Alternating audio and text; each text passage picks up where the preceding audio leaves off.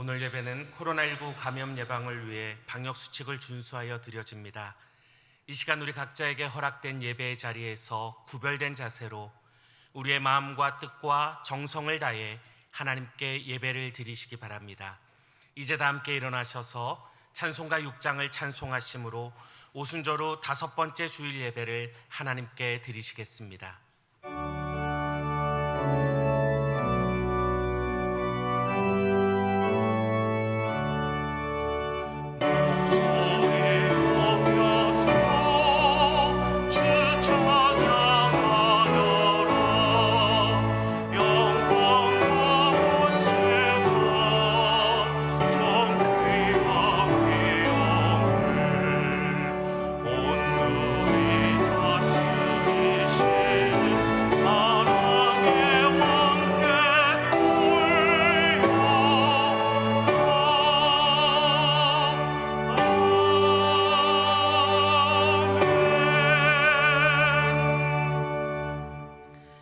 아버지께 참되게 예배하는 자들은 영과 진리로 예배할 때가 오나니 곧 이때라.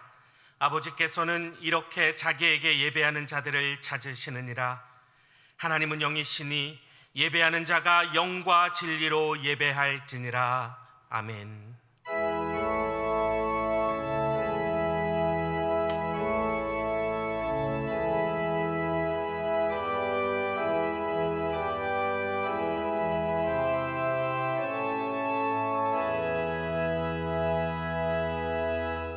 언제나 우리와 함께 하시는 임마누엘 하나님, 지난 한 주간도 저희들을 떠나지 않고 동행하여 주신 은혜에 감사를 드립니다. 주님께서 함께 하심으로 저희의 몸은 안전하였고 주님께서 인도하심으로 저희의 속사람은 굳건하게 믿음을 지킬 수 있었습니다. 또한 오늘은 이렇게 귀한 주일을 허락하사 주님 안에서 안식하며 기쁨과 즐거움을 누리며 예배하게 하시니 감사드립니다. 오늘의 예배를 통하여 성삼위 하나님과의 신령한 교제가 이어지게 하시고 이전보다 더욱 하나님만을 사랑하며 찬양과 경배를 드리게 하여 주옵소서. 예수님의 이름으로 기원하옵나이다. 아멘.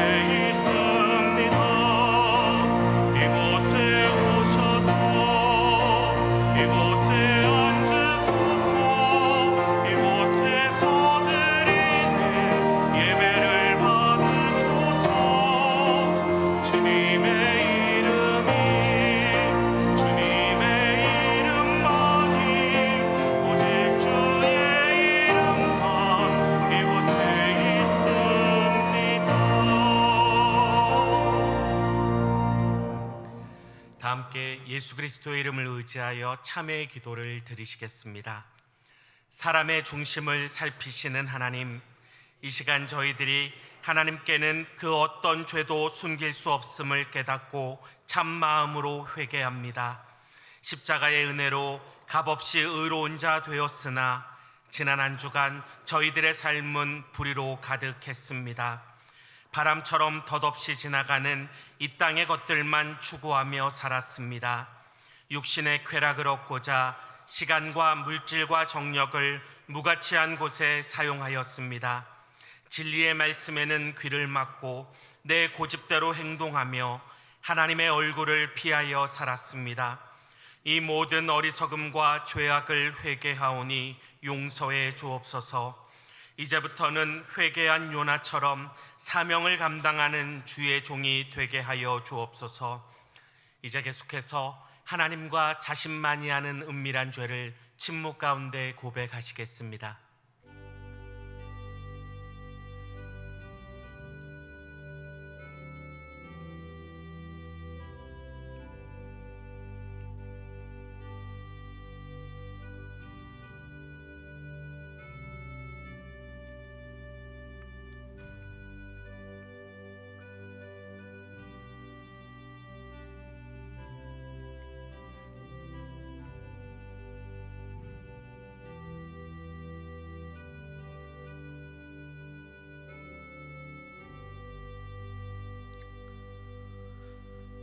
여기에 하나님께서 우리에게 주시는 용서의 말씀이 있습니다. 내가 그들의 반역을 고치고 기쁘게 그들을 사랑하리니 나의 진노가 그에게서 떠났음이니라. 그러므로 이제 그리스도 예수 안에 있는 자에게는 결코 정죄함이 없느니라. 아멘. 문다병식으로 된 사도신경으로 우리의 신앙을 고백하시겠습니다. 우리 각자는 경배와 헌신을 위해 어떤 하나님을 믿습니까? 나는 전능하신 아버지 하나님, 천지의 창조주를 믿습니다. 우리 각자는 죄와 죽음의 문제를 어떻게 해결합니까? 나는 그의 유일하신 아들 우리 주 예수 그리스도를 믿습니다. 그는 성령으로 잉태되어 동정녀 마리아에게서 나시고 본디오 빌라도에게 고난을 받아 십자가에 못 박혀 죽으시고 장사된 지 사흘 만에 죽은 자 가운데서 다시 살아나셨으며 하늘에 오르시어 전능하신 아버지 하나님 우편에 앉아 계시다가 거기로부터 살아있는 자와 죽은 자를 심판하러 오십니다. 우리 각자는 영생과 거룩함의 소망을 어떻게 이루어갑니까? 나는 성령을 믿으며 거룩한 공교회와 성도의 교제와 죄를 용서받는 것과 몸의 부활과 영생을 믿습니다. 아멘.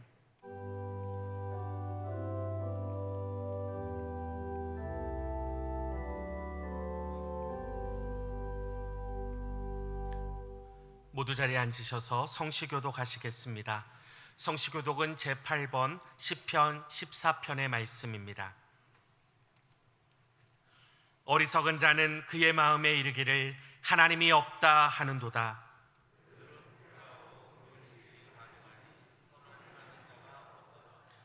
여호와께서 하늘에서 인생을 굽어 살피사 지각이 있어 하나님을 찾는 자가 있는가 보려 하신즉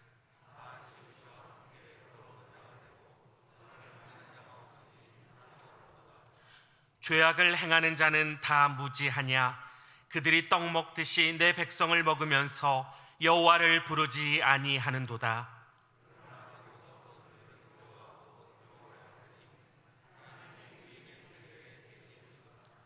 너희가 가난한 자의 계획을 부끄럽게 하나 오직 여호와는 그의 피난처가 되시도다.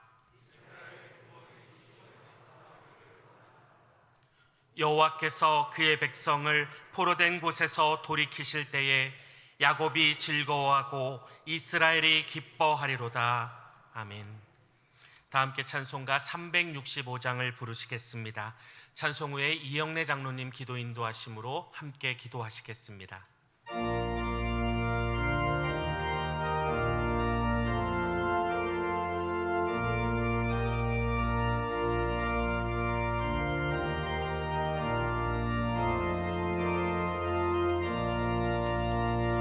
마음속에 근심 있는 사람 주 예수 앞에 달려오라.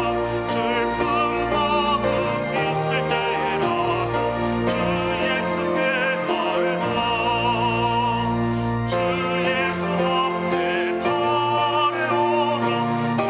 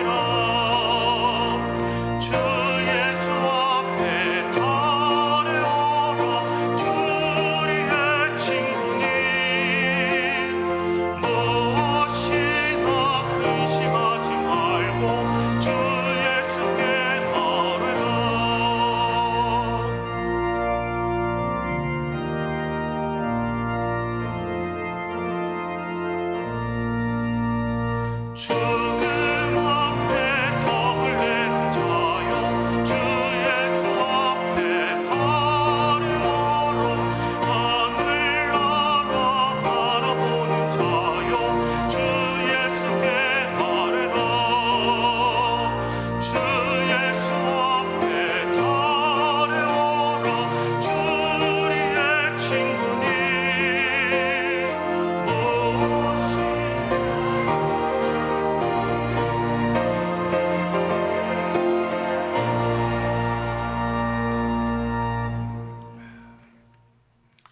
살아계셔서 저희들을 인도하시는 하나님, 저희들에게 은혜를 주셔서 이 시간 주님을 찬양하고 경배할 수 있게 하여 주심을 감사드립니다.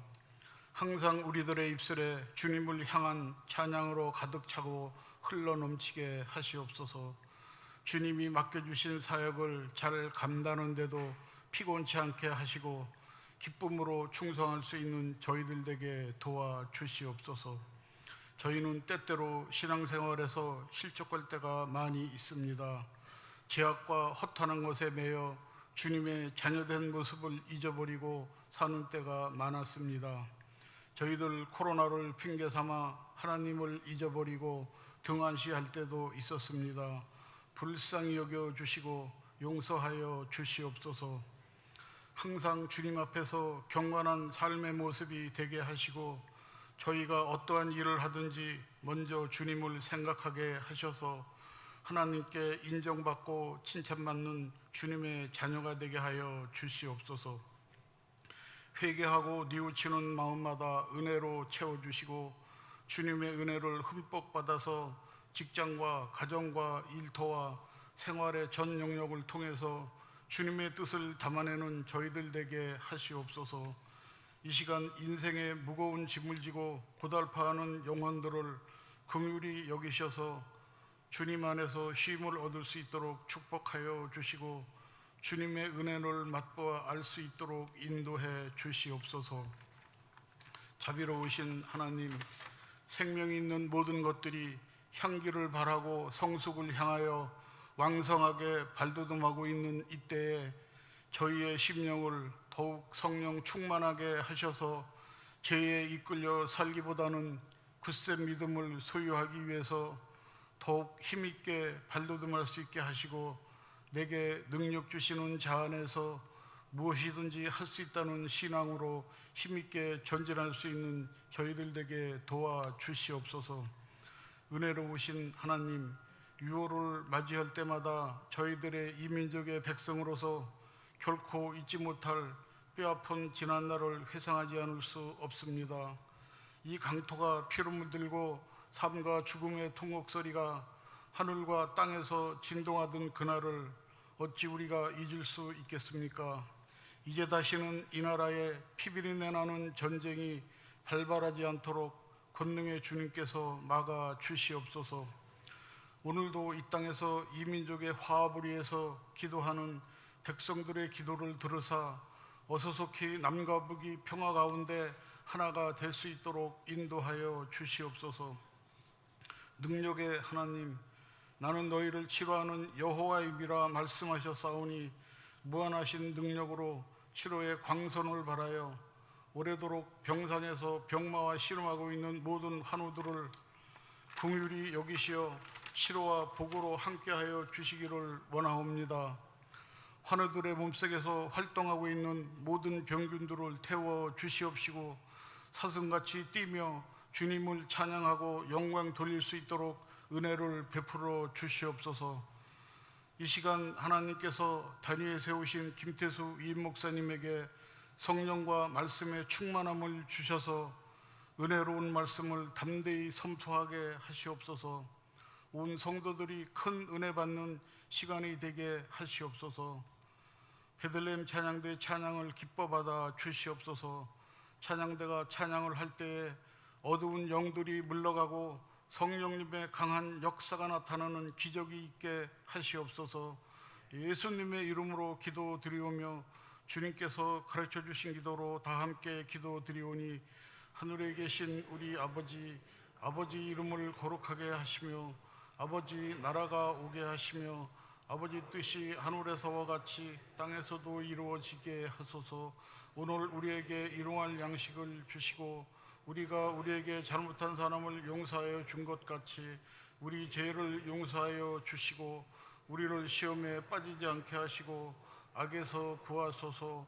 나라와 권능과 영광이 영원히 아버지의 것입니다. 아멘.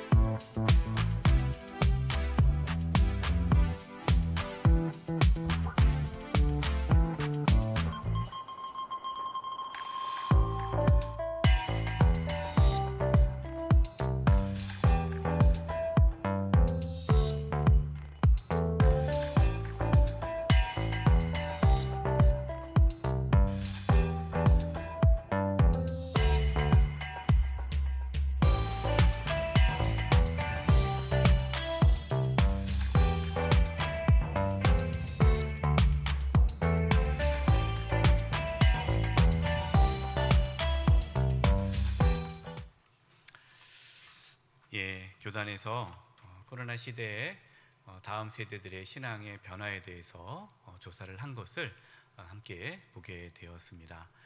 저희 교회는 코로나 이전부터 다음 세대의 교육에 중요한 것은 가정이다라고 강조했고 아버지와 어머니, 부모님이 신앙의 유산을 남겨야 된다는 것을 많이 강조하였습니다.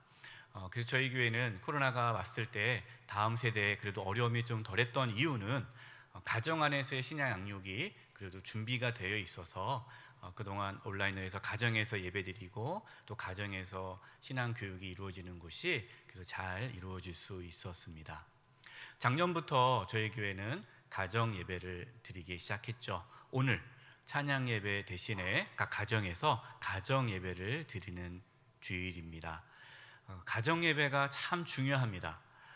물론 이렇게 말씀하신 성도님들 계세요. 목사님, 찬양 예배도 드리고 또 가정 예배도 드리면 되지 않겠습니까? 왜 찬양 예배를 안 드립니까? 라고 질문하시는데 가정 예배가 소중함을 우리 성도님들에게 각인시키고 가정 안에서 예배가 회복하는 데 힘쓰기 위해서 우리가 찬양 예배를 가정에서 가정 예배를 드리는 걸로 그렇게 권면을 드린 것입니다. 오늘 오후에 가정 예배를 드릴 수 있는 영상이 우리 교회 홈페이지 또 교회 유튜브에 올려질 것입니다. 어느 가정은 한 달에 한 번 이렇게 손주들이 다 온대요. 손주들이 다 모여서 이 가정 예배 때문에 한 달에 한 번 모여가지고 집에서 가정 예배를 드린다고 하더라고요. 정말 귀한 것입니다. 못 오더라도 혼자만 계시는 분들 계실 텐데 혼자서라도 가정에서 예배 드릴 때에 하나님의 큰 은혜가 있을 것입니다. 오늘 또 가정 예배 있는 날입니다. 우리 성도님들 또 가정 예배에 힘써 주시기 바랍니다. 오늘 등록한 성도님이 계십니다. 인사 좀 드리겠습니다. 박임순 집사님께서 인도해 주셨습니다. 임용규 성도님이세요. 한번 자리에 일어나 주시죠. 네, 감사합니다. 제가 기도하겠습니다. 하나님 아버지, 임용규 성도님 또 저희 교회에 오셔서 등록하시고 함께 주님을 섬기고자 합니다. 하나님께서 이 귀한 영혼을 붙잡아 주시고 저희 교회 안에서 믿음의 뿌리를 내리고 함께 주님을 섬기며 나아갈 때에 기쁨과 평안이 넘치게 하여 주시옵소서. 주님께 의탁드리옵고 예수님의 이름으로 기도드립니다. 아멘. 우리 박수로 환영하도록 하겠습니다. 감사합니다. 감사합니다. 교회 소식 나누겠습니다. 방역 지침에 따라 오늘까지 자석 기준 20% 안에서 이렇게 예배를 드립니다. 그래서 이 시간에 친교실에서 또 우리 새 가족 부실에서 이렇게 흩어져서 지금 예배를 드리고 계신 우리 성도님들이 계시는데요. 다음 주일에는 그럴 필요가 없게 되었습니다. 방역 지침이 이제 바뀌게 되었습니다. 아직 구체적으로 나오지는 않았는데요. 저희 교회는 현재 1차 백신 접종자가 65%가 넘습니다. 출석 지금 나오시는 성도님 중에서요. 그렇기 때문에 저희 교회는 다음 주에는 예배당 좌석수 50% 안에서 예배를 드릴 수가 있습니다. 우리가 백신을 맞고 또 완화됐다 하더라도 1m 정도는 거리두기를 해야 되기 때문에 여러분 다음 주에 오시면 좌석 배치가 바뀌게 될 것입니다. 우리 가운데 줄은 앞에 3줄, 뒤에 2줄, 3줄, 2줄, 3줄, 2줄 그렇게 이제 앉게 될 것이고요. 2층도 이렇게 자리 배치가 될 것입니다. 지금은 130명 정도만 예배를 드릴 수 있는데 이제 다음 주에는 300명 정도가 예배를 한 번 예배 때 드릴 수 있게 됩니다. 위에서 기도해 주시고 또 각자 개인 방역도 또 잘 지켜주시고 백신을 맞았다 하더라도 마스크는 꼭 이렇게 착용해 주시기 바랍니다. 다음 주일은 맥주 감사 주일로 하나님께 드립니다. 여러분께 나눠드렸던 맥주 감사 예물 봉투가 있는데요. 한 주간 동안 또 기도하시면서 예물을 잘 준비해 주시기 바랍니다. 맥주 감사 예물 전액은 다 구제 기금으로 사용되어집니다. 여러분 주보 클로징 뉴스 2번째 보시면 2차 마을과 교회 프로젝트 지역 대표와의 만남에 대한 글이 있습니다. 지난번에 지역 대표들을 만나서 우리 교회가 이 지역을 어떻게 섬기면 좋겠습니까? 이야기를 들었는데 많은 그러한 사역들을 소개받았습니다. 이 사역들은 이제 맥주 감사 주일 예물이 들어오면 그리고 성도님들 그동안 구제 예물을 주셨던 것도 다 구제 기금으로 들어가고 있습니다. 그거를 이제 가지고 이제 우리가 지역의 어려운 이웃들을 위해 구체적으로 이제 사역을 시작하게 될 것입니다.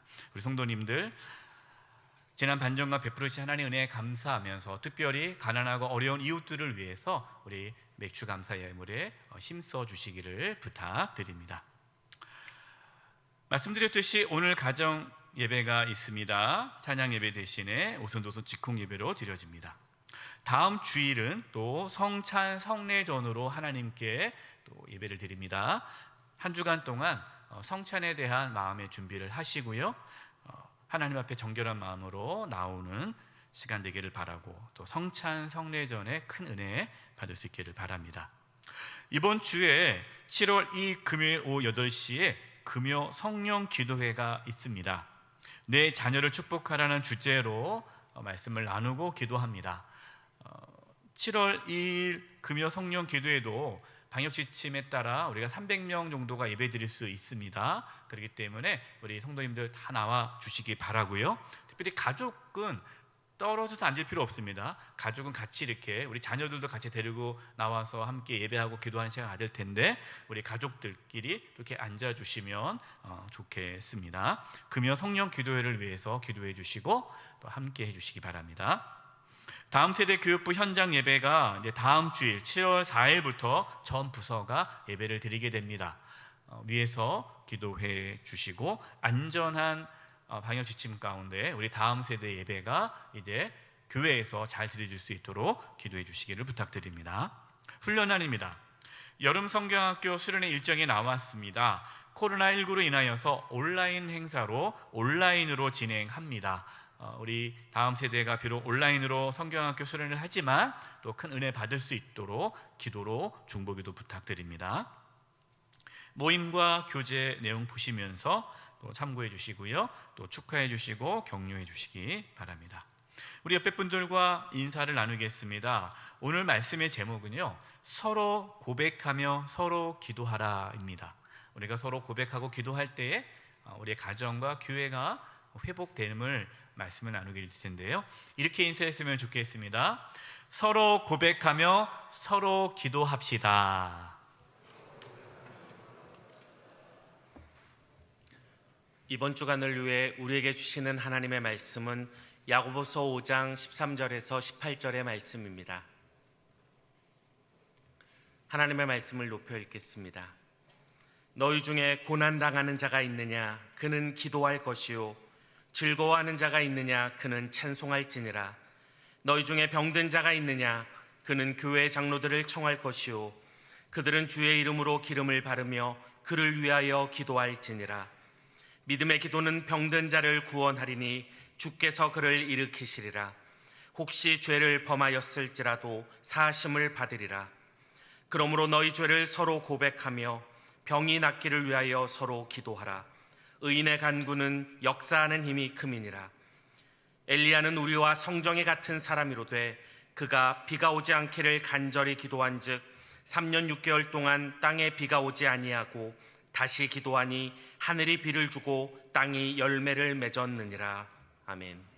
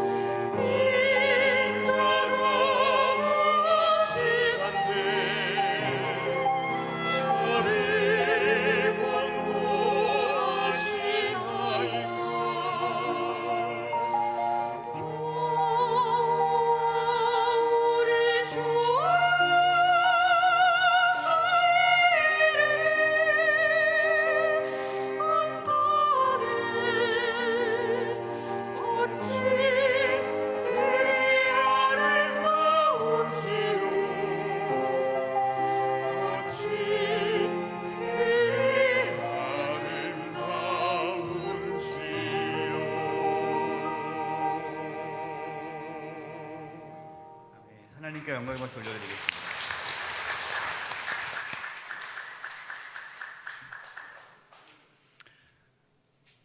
우리는 코로나 시대에 교회가 무엇인지 또 신앙의 본질이 무엇인지를 더 고민할 수 있게 되었습니다. 우리는 그동안 해왔던 신앙생활을 그냥 다시 시작해서는 안 됩니다. 신앙의 본질이 무엇인지, 교회의 본질이 무엇인지를 다시 되돌아보아야 합니다.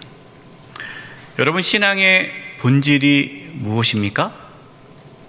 신앙의 본질은 사랑입니다. 사랑.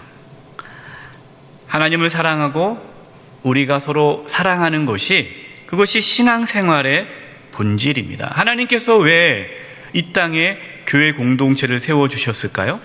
그냥 단지 하나님께 예배하기 위해 교회를 만드셨다면 굳이 모일 필요 없지 않습니까? 각 가정에서, 집에서 그냥 하나님께 예배하면 되지 않습니까? 하나님께서 교회 공동체를 만드신 이유는 서로 사랑하라라는 것을 말씀하시기 위해 교회를 세워주신 것입니다. 우리가 서로 사랑할 때에 하나님께서는 우리와 함께 하십니다. 요한일서 4장 12절입니다.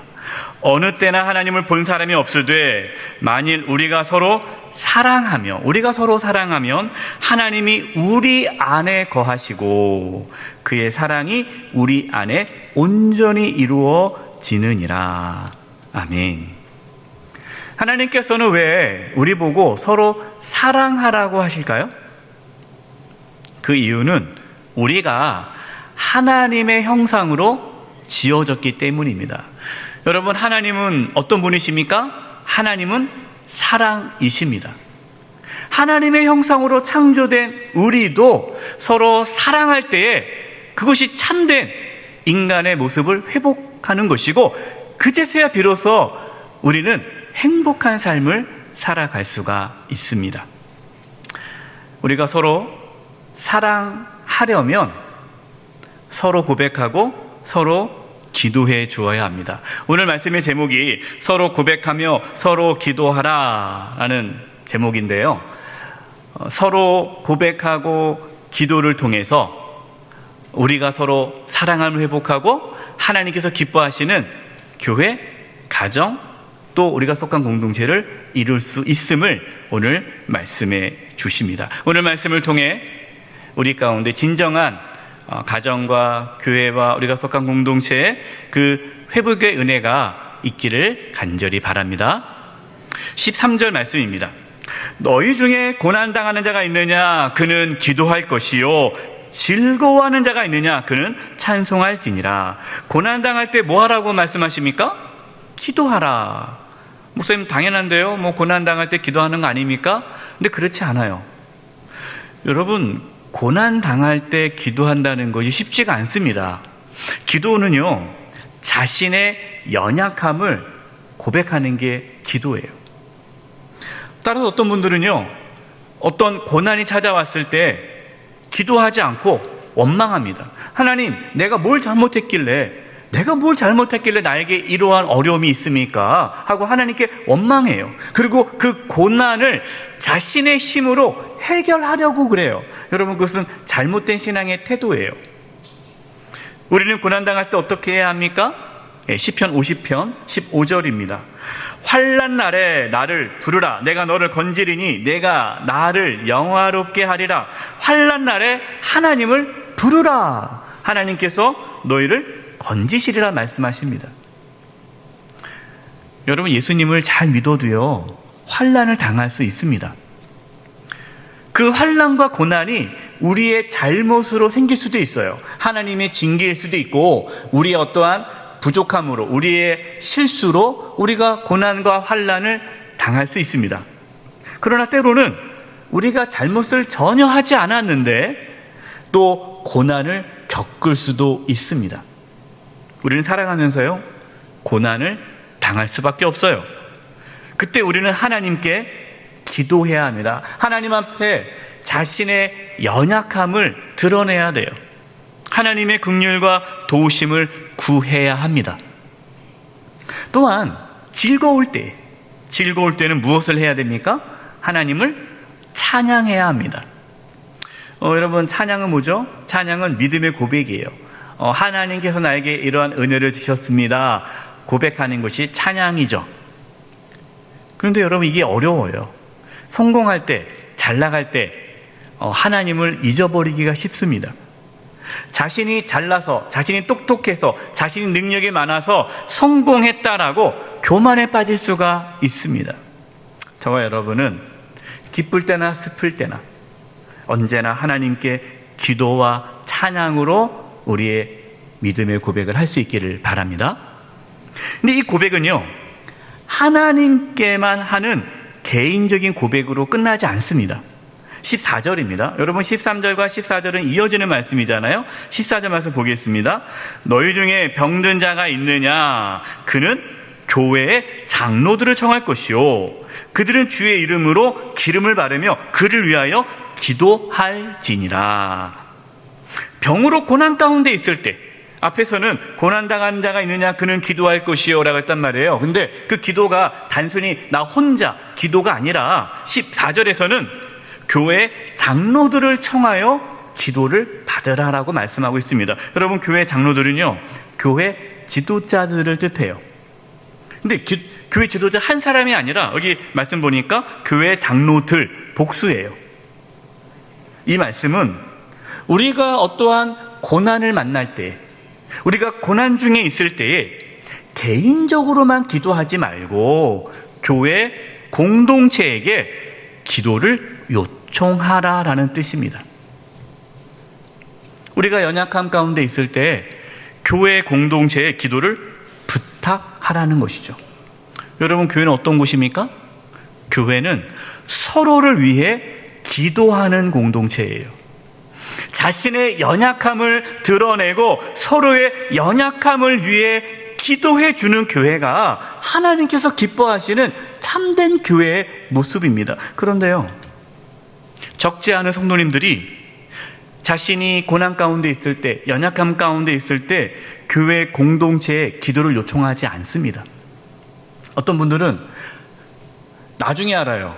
병원에 입원해서 수술하고 다 끝나고 나서 그제서야 말씀하세요. 목사님, 사실 저번에 아파서 병원에 입원해서 수술하고 다 해서 지금 왔어요. 네. 왜 미리 말씀 안 해주셨어요? 목사님 신경 쓰고 싶지 않아가지고요. 이게 자신의 어떤 연약함, 자신의 어떠한 고난 가운데 있을 때 교회 공동체에 알리질 않아요. 그 이유가 뭔지 아십니까? 가장 큰 이유는 자신의 연약함을 다른 사람들이 알기를 원치 않는 거예요. 그냥 다른 사람의 입에 오르락 내리는 게 싫은 거예요. 우리 교회에 엘리야 중보 기도대가 있습니다. 그래서 매일 우리 엘리야 기도대원들이 우리 나라와 교회와 성도들을 위해서 매일 기도해요. 근데 이제 여쭤봅니다. 어떻게 지금 이 어려운 가운데 있는데 엘리야 중보 기도팀에 얘기해서 함께 기도할까요? 그러면요, 많은 성도님들이 아니요 목사님 얘기하지 말아주세요. 그냥 목사님만 알고 기도해 주세요. 이렇게 하세요.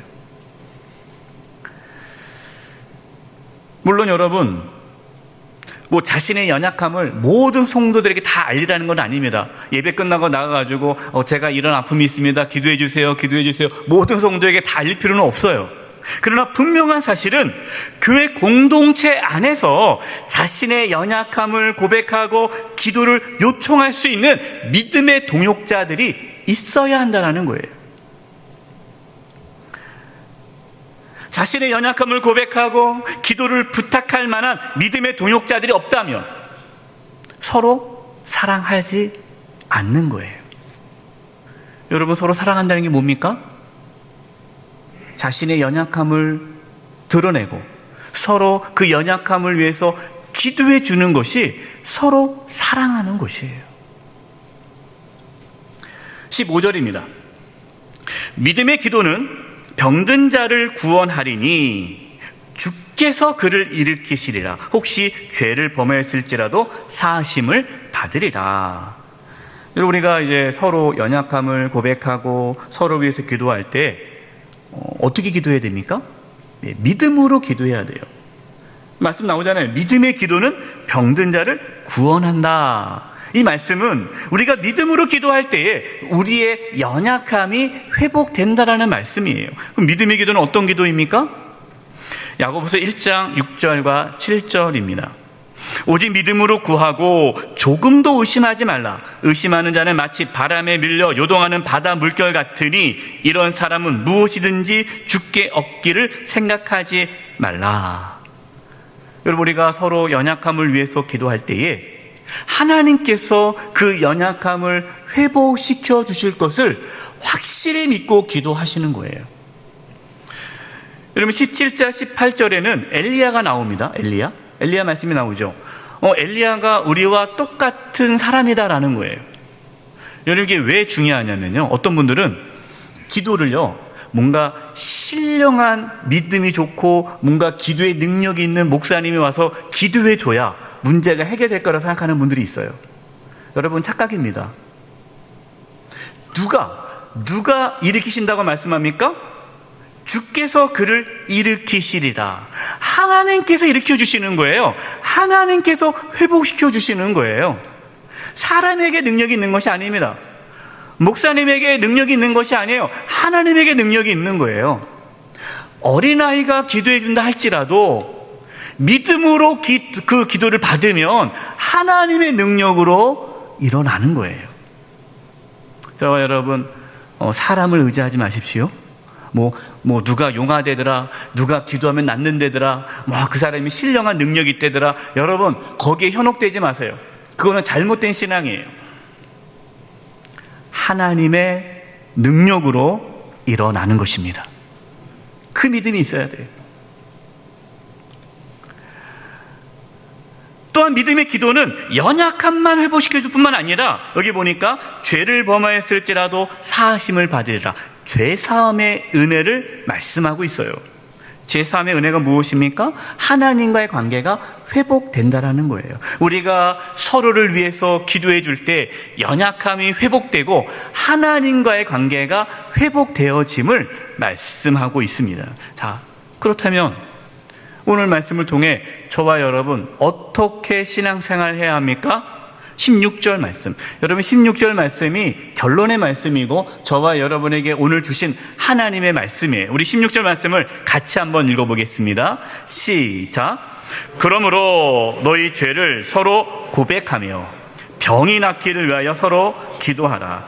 의인의 간구는 역사하는 힘이 크미니라. 먼저 우리가 뭐 하라는 거예요? 서로 자신의 죄를 고백하라. 죄를 고백한다라는 것은요, 자신이 죄인임을 인정하라는 거예요. 우리는 예수님을 믿음으로 죄사함 받았습니다. 하나님의 자녀가 되었습니다. 그러나 우리는 여전히 죄악된 세상 속에 살아가고 우리는 여전히 우리 속에 죄성이 올라온다는 거예요. 우리가 하나님의 자녀지만 여전히 우리 모습 속에 죄악된 모습이 있지 않습니까? 그것을 인정하라라는 거예요. 인정하라. 여러분, 교회가 정말 하나님께서 기뻐하는 교회가 되려면요, 그 교회 공동체 안에는 서로 자신의 연약함을 드러낼 수 있어야 돼요. 그런데 그렇지 않습니다. 교회 나올 때 옷을 빼입고 또 멋지게 머리도 하고 그래가지고 교회 나올 때 어떤 모습만 보여줘요? 멋진 모습, 괜찮은 모습. 그래서 누가 물어봅니다. 집사님, 권사님, 요즘 어떠세요? 괜찮아요. 잘 지내죠? 근데 사실 못 지내요. 근데 그 말을 못 하는 거예요. 왜? 자신의 연약함을 드러내기가 싫은 거예요. 창피한 거예요. 자존심 상하는 거예요. 그러니까 남들 앞에서 내가 연약해지지 않으려고 오히려 더 자기를 꾸미는 거예요. 다 그렇게 모여요. 괜찮은 척, 안 아픈 척, 멀쩡한 척, 자신의 연약함이 없는 척 하면서 모여서 서로 그냥 인사만 하고 그래요, 잘 지내시죠, 하다가 그냥 가는 거예요. 여러분, 그 교회는요, 그 속에 진정한 사랑이 없는 겁니다. 제가 청년 때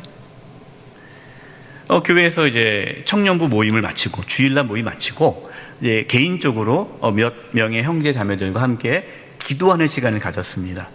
찬양하고 서로 기도하는 시간을 가졌어요. 근데 그때 우리 교회에서 가장 성격이 강하고 자존심이 가장 강하고 교만한 형이 참석한 거예요. 그 형은 담임 목사님의 아들이고 장남이고 연세대 신학과 신학생이었어요. 한 번도 그 기도 모임에 참석해 본 적이 없어요. 늘 교만해요. 늘 거만하고. 그런데 그 형이 그 기도 모임에 와가지고 자신의 연약함을 고백하는 거예요. 사실 내가 하나님을 인격적으로 못 만난 것 같다. 그러면서 울면서 자신의 믿음 없음을 고백하고 자신에게 있었던 상처를 고백하고 자신을 위해 기도해 달라고 요청을 했어요. 깜짝 놀랐습니다. 그렇게 자존심이 강한 사람인데 그거를 고백한 거예요. 자신의 연약함을 고백한 거예요. 서로 기도해 줬습니다. 가운데 놓고 둘러싸서 기도해 줬어요. 그 사건 이후로 청년부의 영적인 분위기가 바뀌었어요. 서로 연약함을 고백하고 서로 기도해 줌으로써 공동체 본질이 회복됨을 경험했습니다. 여러분, 그게 교회예요. 우리는 서로 자신의 연약함을 고백해야 합니다. 우리가 서로의 연약함을 고백할 때 우리 사이에 가로막고 있던 장벽이 무너지게 되어 있어요. 다 그냥 숨기고 그럴듯하게 다니면요, 여러분, 이 장벽이 그대로 있습니다. 제가 청년부 사역을 했을 때예요. 정말 제가 열심히 청년부 사역을 했습니다. 그런데 그 교회 청년들이 저를 따라주지 않는 거예요. 특히 임원들이 아무런 반응을 하지 않는 거예요. 뭐 이거 하자 해도 대답만 잘하고 아무도 안 따라와요. 제 마음에 미움이 생겼어요. 그 청년들 임원들이 참 밉다. 그리고 제가 전에 있는 교회에서 또 청년부 사역을 했을 때 아주 재밌게 사역을 했거든요. 그때 그 청년들은 정말 잘 따라와주고 함께 으쌰으쌰 하면서 청년부를 너무 멋지게 잘 세웠기 때문에 자꾸만 그 청년들하고 비교가 되는 거예요. 그때 그 교회 청년들이 이랬는데 우리 교회 이 청년들이 왜 이럴까 하면서 제가 자꾸만 미움이 생기는 거예요. 그러면서 더 이상 내가 여기 있어서 안 되겠다. 교회를 떠나야겠다. 떠나긴 떠나더라도 그래도 1박 2일 기도회는 하자 해서 이제 청년 임원들하고 기도회를 했어요. 1박 2일 기도원에 가서 기도를 하는데 성령님께서 제 마음 가운데에 회개케 하시는 거예요. 저의 연약함을 고백하게 하셨어요. 청년들한테 고백했습니다. 미안하다고. 내가 사실 여러분을 너무 미워했고 비판했다고. 내가 다른 교회 청년들하고 비교하면서 여러분을 내 마음에 품지 못했다고. 용서해달라고. 제가 울면서 용서를 구하고 저의 연약함을 고백했어요. 그러자 청년부 임원들도 자신의 연약함을 고백했습니다. 서로 기도해 줬어요. 그러고 나서 청년부가 변화가 일어나는데요. 형식적이고 습관적으로 청년부 활동했던 청년들이 하나님을 인격적으로 만나게 됐고 서로 연약함을 고백하고 기도함으로 정말 하나님께서 기뻐하는 청년 공동체로 세워지는 것을 경험하게 되었습니다. 여러분, 우리는 다 연약해요. 서로 자신의 연약함을 솔직하게 고백하고 나눌 때에 서로 마음이 통하게 되는 것입니다. 여러분, 교회뿐만 아니에요. 가족도 마찬가지예요. 부부가 서로의 마음을, 서로의 연약함을 고백할 수 있어야 돼요. 부모가 자녀에게 잘못한 것이 있다면 미안하다고, 내가 사실 너희들에게 큰 상처를 줬다고 자신의 연약함, 부모의 연약함을 자녀들 앞에 고백할 때 그 부모와 자녀의 관계가 회복되는 거예요. 왜 부모와 자녀 관계가 왜 어려운지 아십니까? 부모님 자존심 때문에 그래요. 자녀들이 절대로 미안하다 말을 못하거든요. 그 자존심 때문에 관계가 깨어지는 거예요. 여러분, 고백하십시오. 고백하고 서로 기도할 때 가정이 회복되고 교회가 회복되는 것입니다. 여러분, 고백할 때 주의할 점은요, 너무 자세하게 고백하지 마세요. 또 이렇게 고백하라 그러니까 집사님 일로 와봐, 내가 고백할 게 있어. 뭐예요? 오늘 말씀 듣고 은혜 받아가지고 내가 집사님한테 할 말 다 할게. 내가 그동안 집사님 이렇게 뒤에서 욕했고 이렇게 얘기했고 이런 흉을 받고 쫙 열거를 해요. 그럼 여러분, 그 집사님 은혜 받을 것 같아요? 지금 싸우자는 겁니까? 이게 나올 거예요. 여러분, 우리가 서로의 연약함을 고백한다고 했을 때 상대방이 받아들일 수 있고 또 덕스럽고 은혜 가운데 나누셔야지, 너무 이렇게 자극적이고 선정적으로 자신의 연약함을 드러내서는 오히려 덕이 되지 않아요. 그래서 지혜롭게 고백을 해야 됩니다. 또 모든 사람이 다 할 필요 없어요. 예, 믿음의 형제 자매들 소수라도 함께 나누고 기도할 수 있는 공동체가 필요하다라는 것입니다. 결론입니다. 하나님께서는 우리가 서로 연약함을 고백하고 서로 기도하라고 말씀하십니다. 그것이 하나님께서 교회를 세우신 이유예요. 그러나 오늘날 한국 교회는 어떤 모습입니까? 자신의 연약함을 감추려고 해요. 잘 지내고 있는 것처럼 보이려고 해요. 오히려 자신의 연약함이 드러날까봐 불안해하고 두려워합니다. 여러분, 그렇게 우리가 신앙생활을 하면은 우리 교회는 하나님께서 기뻐하는 교회가 될 수가 없어요. 2019년 우리 교회를 진단했을 때 우리 교회에서 가장 연약한 부분이 소그룹이었습니다. 소그룹. 구역 안에서, 여전대 남성교 안에서, 각 공동체 안에서 서로 연약함을 고백하고 서로 기도해 주는 것이 부족하다라는 것을 우리가 알게 되었어요. 교회 안에 소그룹이 있지만, 소그룹이 있어요. 소그룹이 있는데 그 소그룹 안에서 다 괜찮은 척 하는 거예요. 속 얘기를 안 해요. 자기 연약함을 고백하지 않아요. 그냥 다들 그냥 가면 쓰면서 교회 생활하는 거예요. 그러다 보니까 그 소그룹 안에 진정한 사랑이 회복될 수가 없는 거예요. 그래서 우리 교회가 이 소그룹을 활성화하고 회복하기 위해 오이코스를 만들지 않았습니까? 오이코스를 작년에 만들어서, 작년에 우리가 코로나 때문에 못했지만 올해는 비대면으로 온라인 오이코스를 하기 시작했어요.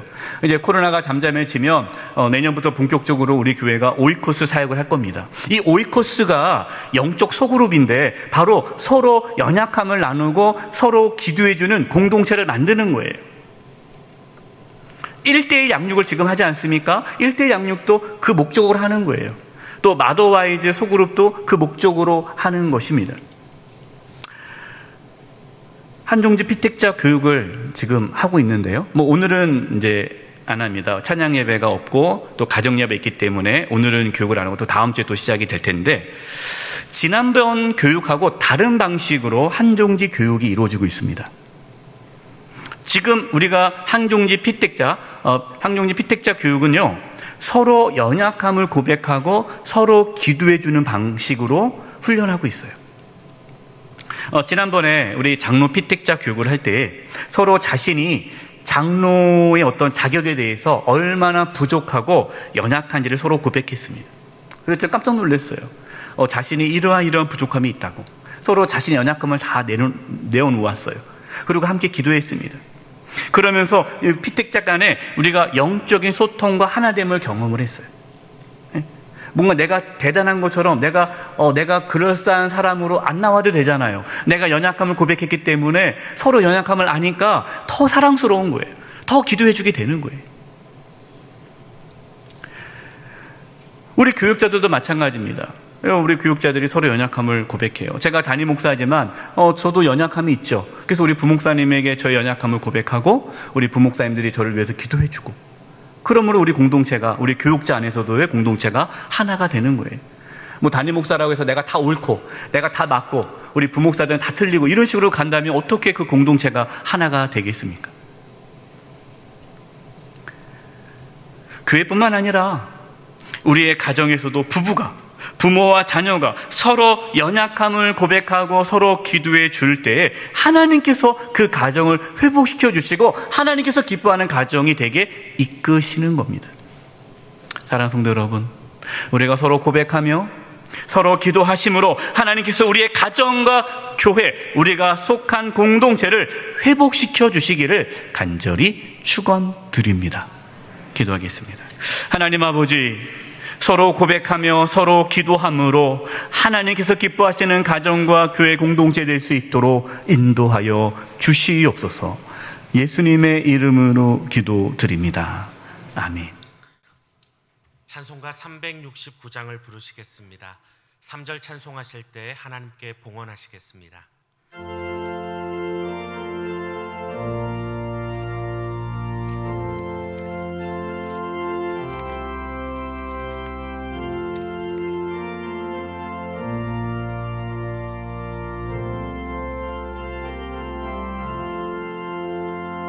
죄짐 맡은 우리 구주 어찌 좋은 친구인지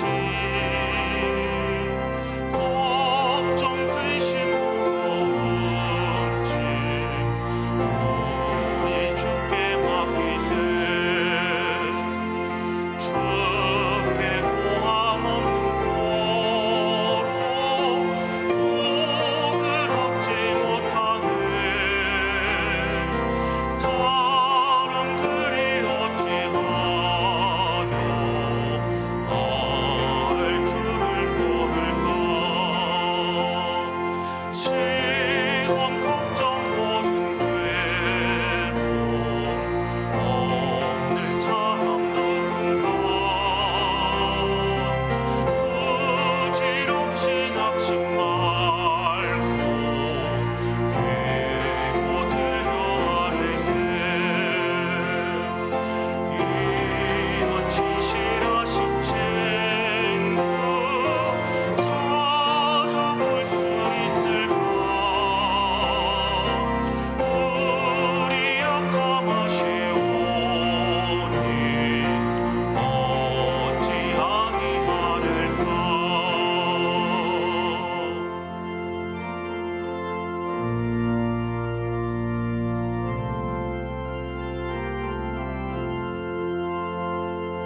근심 걱정 무거운 짐 아니 진짜 누군가 피난처는 우리 예수 주께 기도드리세 세상 친구 멸시하고 너를 조롱하여도 예수 품에 안기어서 참된 위로 받겠네 아멘.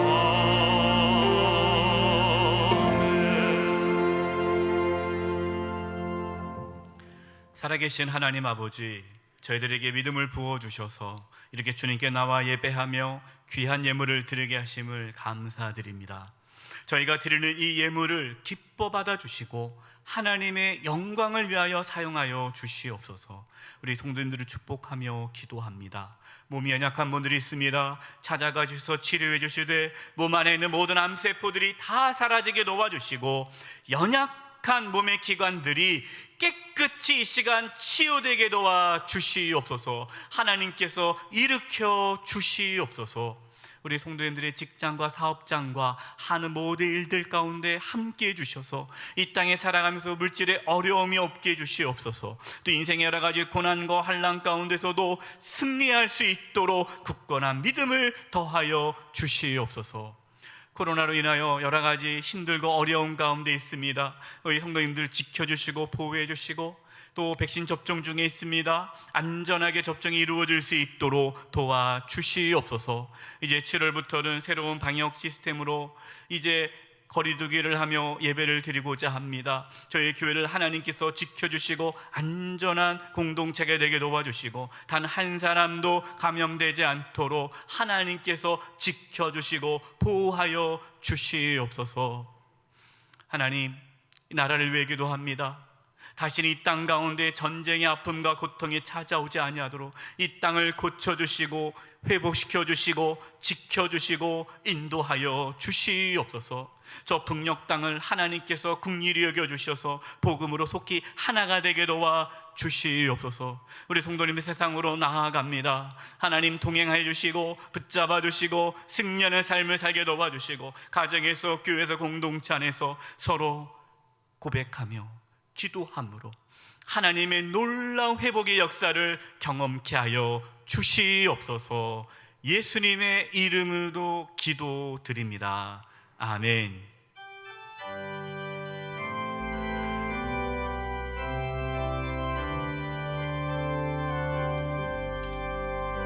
여기에 모인 우리 주의 은총 받은 자니라. 주께서 이 자리에 함께 계심을 아노라.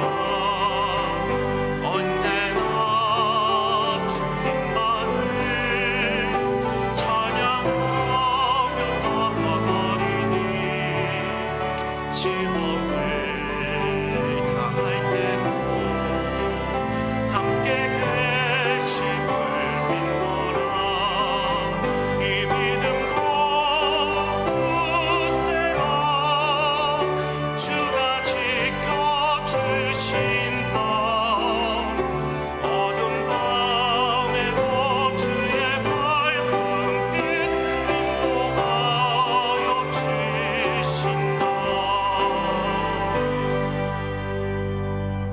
지금은 우리 주 예수 그리스도의 은혜와 하나님 아버지의 그 크신 사랑하심과 성령님의 교통하심과 충만하심이 서로 연약함을 고백하며 서로 기도함으로 하나님께서 기뻐하는 가정, 교회 공동체를 세우기를 간절히 바라고 나아가는 우리 사랑하는 성도님들 한 영혼 한 영혼 위에, 그 가정과 직장과 삶의 터전 위에, 한 주간 삶의 여정 위에, 영수의 교회와 이 나라 민족 위에 이제부터 영원토록 함께 하옵시기를 간절히 축원하옵나이다. 아멘.